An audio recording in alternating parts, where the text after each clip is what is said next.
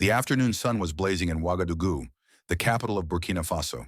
President Ibrahim Traoré had just finished a surprise visit to a local school. His convoy was waiting by the roadside, engines running softly, when something unusual caught his eye. There, leaning against a broken wall, sat a man with a rusty cup in front of him. His clothes were torn, his hair uneven, his face thin and tired. People passed by without even looking at him, as if he didn't exist. Ibrahim slowed down. Something about the man's face looked familiar. He told his guards to wait. His voice was firm. There was no room for argument. The man looked up slowly, squinting in the sunlight.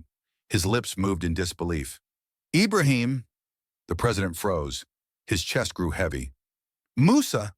It was him, his childhood friend. The boy who once studied with him, shared food, shared dreams, now sitting on the ground with nothing. Musa tried to stand, his knees shaking. "It's really you," he whispered. "It's me," Ibrahim said, holding his shoulder. "What happened to you?"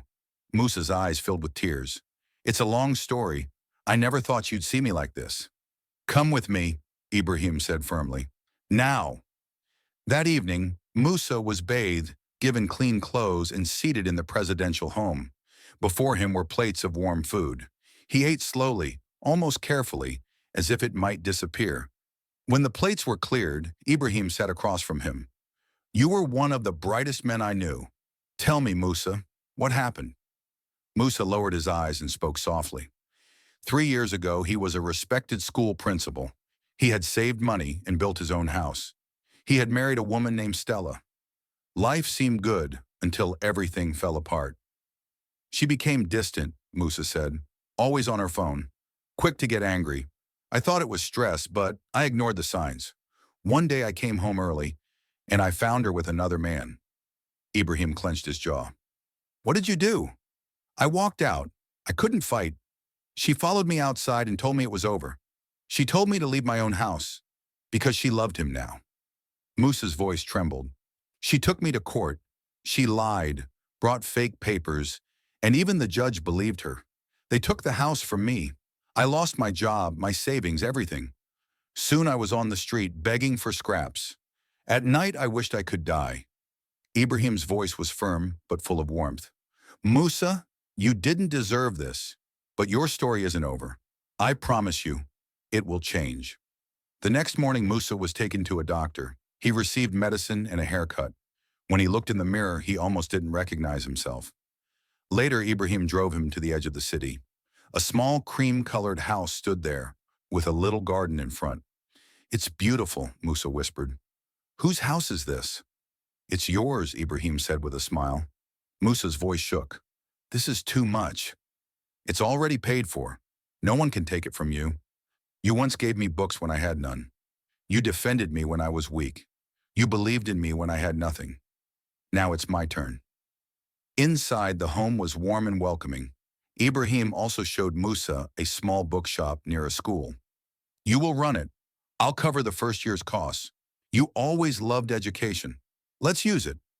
For the first time in years, Musa cried tears of hope. Weeks passed. The shop grew busy. Students came every day, not just for supplies, but also for help with their studies.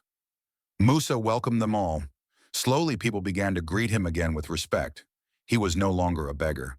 He was Mr. Musa. But one afternoon, the past returned. Stella. She stood at the door of his shop, tired and empty. Her jewelry was gone, a suitcase by her side. "He left me," she whispered.